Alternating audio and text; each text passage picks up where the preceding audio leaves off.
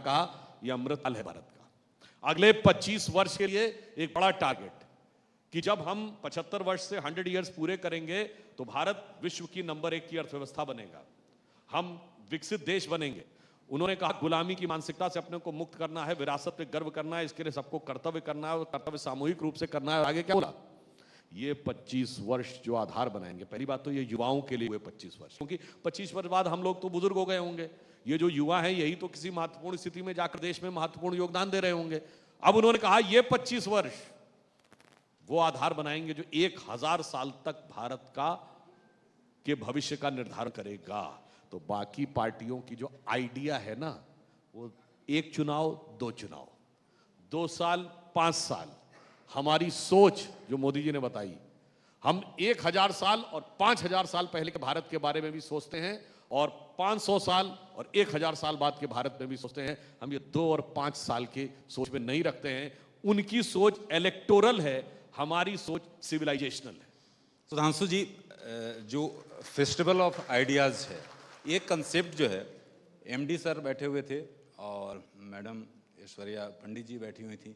Meeting में तय हुआ कि हम लोग फेस्टिवल ऑफ आइडियाज़ करेंगे। नई नई आइडियाज़ को किस तरह से ज़मीन पर लोग उतार रहे हैं और हम उसको अपने सेशन में अपने जानने की कोशिश करेंगे।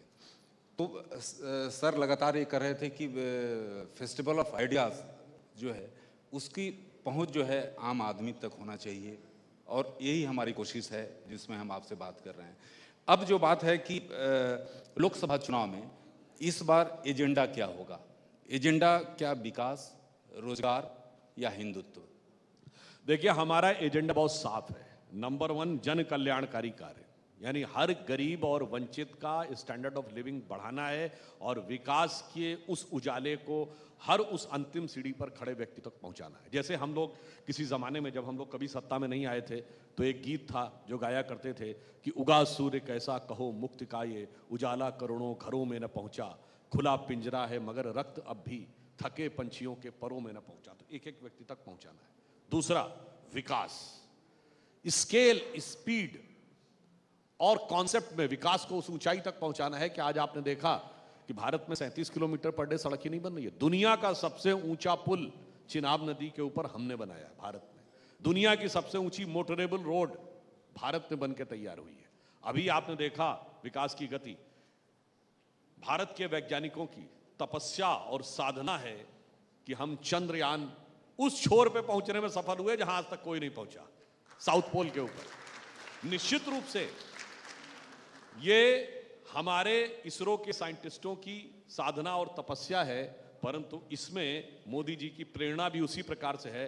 अब इस सरकार में हर साइंटिस्ट पूरी तरीके से आश्वस्त है कि वो किसी षड्यंत्र का शिकार नहीं हो सकता। जैसे नबी नारायण जी को किया गया था, कोई विदेशी शक्ति आकर आपको प्रभावित नहीं कर सकती। कुछ कुछ वैसे समझिए, गंगा का अवतरण हुआ था तो भागीरथ की तपस्या से हुआ था, पर कोई भगवान शंकर बन के सर पे झंझावात लेने को तो तैयार हो।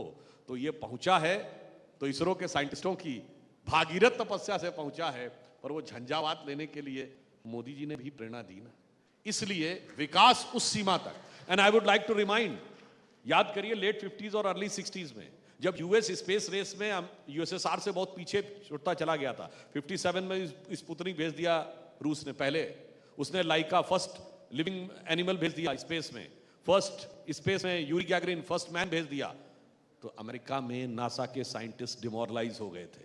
तब जॉन एफ कैनेडी ने उनके अंदर एक जोश भरा था, कहा था 10 साल के अंदर हम चांद पे आदमी भेजेंगे। उसी प्रकार 2019 में जब पिछली बार चंद्रयान 2 जरा सा चूक गया था, तो हमारे इसरो के वैज्ञानिकों के मन में जो भी हताशा आया था, उस समय आपने देखा किस आत्मीयता के भाव से मोदी जी ने वो डिसीजन लेकर और उनको प्रेरणा दी और पूरी स्वतंत्रता दी। आपको जो जैसे निर्णय लेना है करिए, तो जाके आज ये स्थिति आई। अब उसके बाद आइए राष्ट्रीय सुरक्षा, बाहरी सुरक्षा हो या आंतरिक सुरक्षा हो। आंतरिक सुरक्षा का मैंने आपको उदाहरण दे दिया। अब बाहरी में मैं एक बात कहना चाहता हूं। देखिए, अभी हमारे फौज के सम्मानित अफसर लोग यहां पूर्व बैठे हुए हैं। एक जमाना था दुनिया में कहीं भी लड़ाई होती है तो हमेशा छोटा और कमजोर कहता है कि बड़ा और ताकतवर हमें प्रताड़ित कर रहा है। यहां उल्टी गंगा बह रही थी। हमारी सरकार आने से पहले के दौर में, अटल जी का 6 साल छोड़ दें, तो पड़ोस वाला जो छोटा और कमजोर था और हम बड़े ताकतवर थे, हम कहते थे वो हमें सता रहा है। और आज स्थिति क्या